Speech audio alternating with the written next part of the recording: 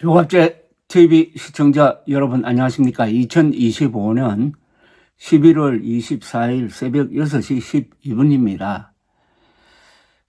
지난 11월 8일 공식 대한민국 검찰이 자살했습니다 라고 선언했던 한동훈 전 국민의힘 대표가 그 순간부터 행동을 개시를 해서 2주 만에 민주당 정권을 거의 초토화시켰습니다.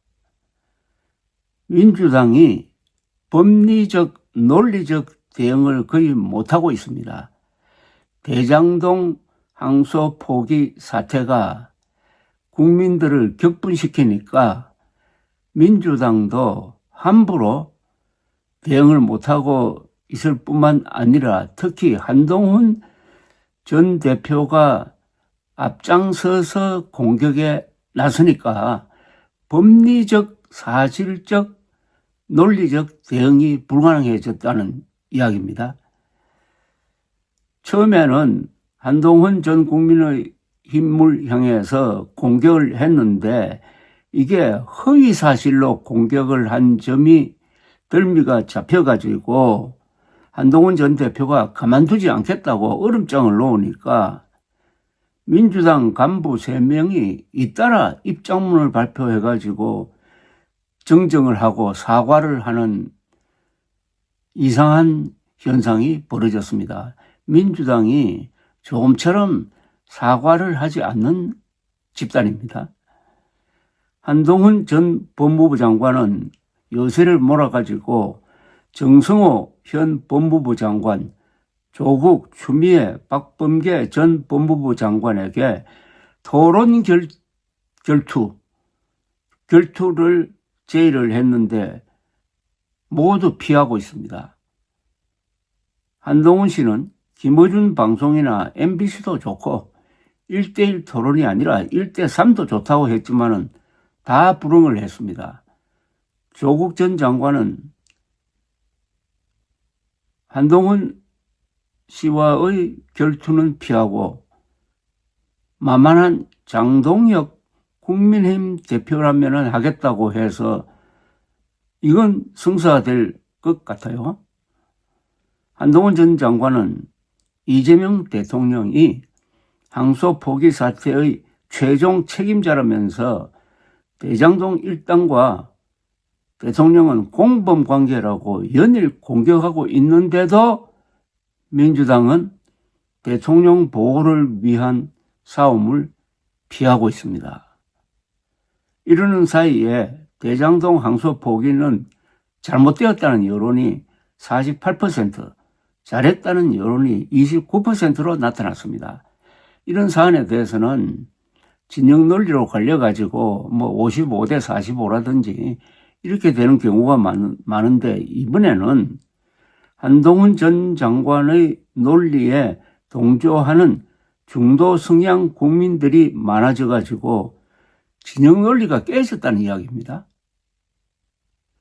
진영 논리가 깨지는 것은 국민들이 건전한 상식을 아직 가지고 있다는 이야기죠.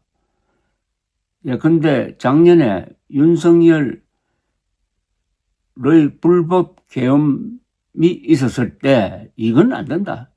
윤석열은 탄핵되어야 한다라고 생각하는 사람들이 한 70% 되었습니다. 그 70%는 보수, 진보, 중도에 걸쳐 있습니다. 이들은 좌도 아니고 우도 아니고 대한민국 편이고 사실 편이고 헌법 편입니다. 이들이 이번에 한동훈 전 장관의 논리에 박수를 보내면서 이건 아니다라는 판단을 했다는 것은 대한민국의 미래에 자신을 갖게 합니다. 이들은 좌도 진보 그리고 보수라고 부를 필요 없이 바로 상식파이고 조금 유식하게 이야기하면은 바이털 센터입니다. 역동적인 국가 중심 세력이 있다는 것을 이번에 한동훈 씨의 활약을 통해서 확인할 수 있었다는 것은 정말 감동적인 사건이라고 생각을 합니다. 론스타 관련 국제 분쟁 재판에서 한국 정부가 완성했다는 소식이 전해졌습니다. 민주당 정권도 한동훈 전 장관을 칭찬하지 않을 수 없게 여론에 의해서 몰려버리고 말았습니다. 한동훈 전 장관이 영웅이 되고 말았습니다. 맨날 한동훈에게 얻어터지면서도 자위적 대응조차 거의 포기하더니 갑자기 민주당이 한동훈 칭송으로 나오니 더 충격적이었습니다. 국힘당은 당기 필마의 조자룡처럼 뛰는 한동훈 전 대표에게 힘을 실어주기는커녕 견제구를 날리다가 지지율이 더 떨어지고 있습니다. 한동훈의 활약에 민주당도 타격을 받았지만 국민의힘은 더 큰 타격을 받았습니다. 이거는 한국 정치판이 극좌 정청래 세력, 극우 국힘당 세력으로 나눠 있는데 한동훈의 활약으로 극좌, 극우를 견제하려는 국민 심리가 발동을 했다는 이야기고, 이게 한국 정치의 새로운 어떤 활력, 희망을 불어넣을 가능성을 보여주고 있습니다. 젊은 검사 시절 국제투기자본 론스타의 주가 조작 사건을 물고 늘어져 가지고 유죄 확정 판결을 받아냈고, 그 연장선상에서 장관이 되어서는 이 경험을 잊지 않고 살려가지고 론스타에 대한 항소를 결단해가지고 완성을 이끌어 국민 재산 6조 원을 지켜낸 이야기는 가히 영화감이라고 할 것입니다. 그리고 작년 12월 3일 정광석화와 같은 행동으로 윤석열의 불법 계엄을 진압하는 데 1등 공신이 되었던 그 기억에 연결된다면은 한동훈은 살아있는 신화 또는 살아있는 전설이 될 것입니다.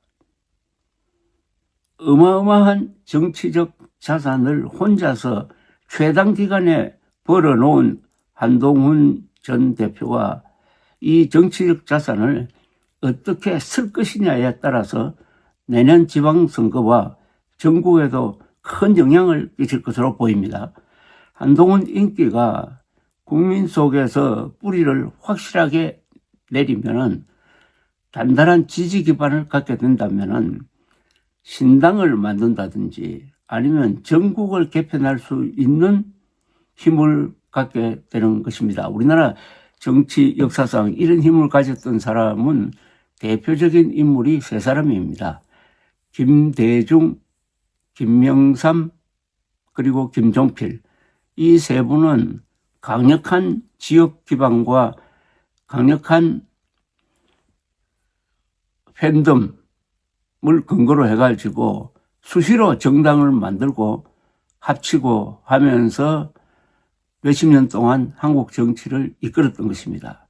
한동훈 씨가 삼김 클래스로 갈 수 있느냐 아니냐 지켜볼 필요가 생겼습니다. 감사합니다.